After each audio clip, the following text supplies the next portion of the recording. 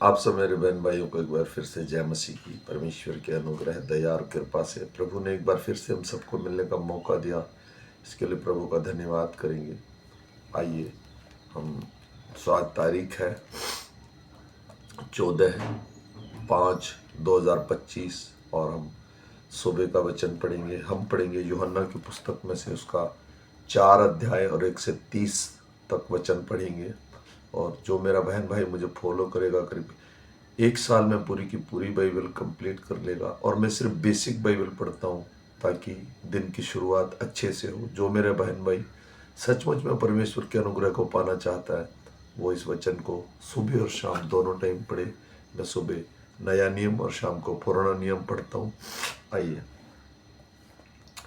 फिर जब यीशु को मालूम हुआ कि फरीसियों ने सुना है कि यीशु यूहन्ना से अधिक चेले बनाता और उन्हें बपतिस्मा देता है, यदि यीशु स्वयं नहीं वरन उसके चेले बपतिस्मा देते हैं, तब वह यहूदिया को छोड़कर फिर गलील को चला और उनको सामरिया में जाना अवश्य था।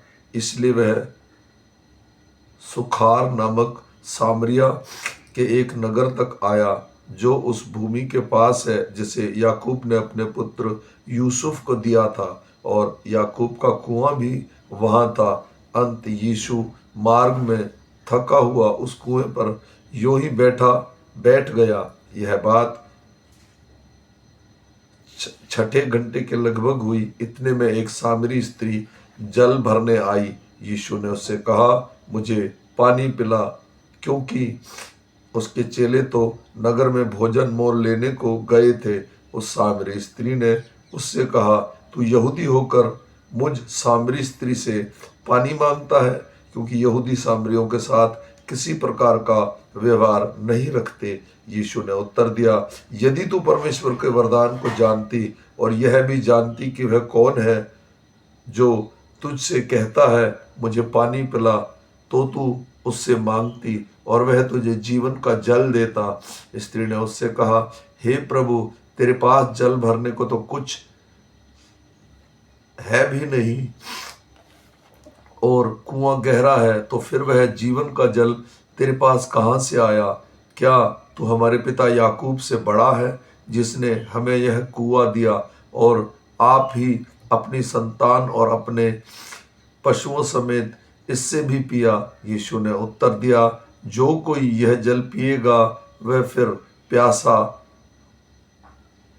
होगा, परंतु जो कोई जल उसमें से पिएगा जो मैं उसे दूंगा वह फिर अनंत काल तक प्यासा ना होगा, वरन जो जल मैं उसे दूंगा वह उसमें एक सोता बन जाएगा जो अनंत जीवन के लिए उमड़ता रहेगा। स्त्री ने उससे कहा, हे प्रभु, वह जल मुझे पिला दे ताकि मैं प्यासी ना हूं और जल भरने को इतनी दूर आऊं।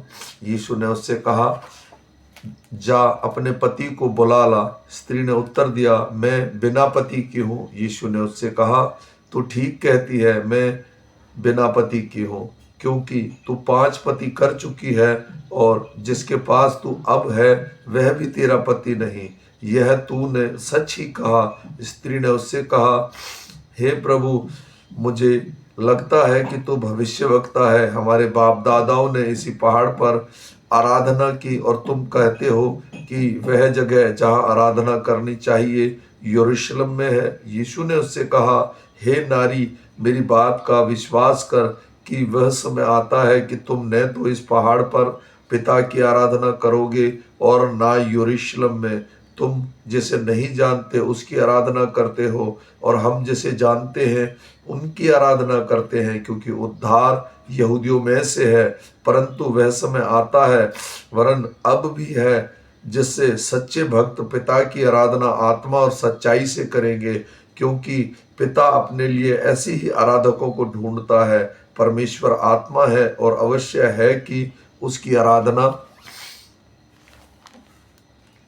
करने वाला आत्मा और सच्चाई से आराधना करे। स्त्री ने उससे कहा, मैं जानती हूँ कि मसीह जो ख्रिस्त कहलाता है आने वाला है। जब वह आएगा तो हमें सब बातें बता देगा। यीशु ने उससे कहा, मैं जो तुझसे बोल रहा हूँ वही हूँ।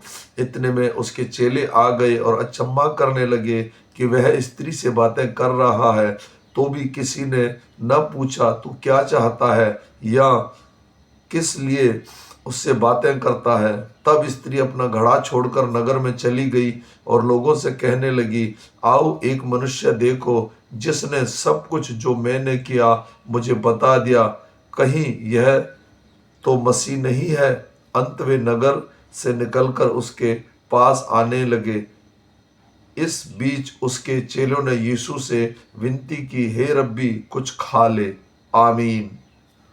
मेरे भाई और बहनों, ये छोटा सा वचन है और ये हमारे हृदय और मनों में काम करे और दिन भर हमारे संग रहे।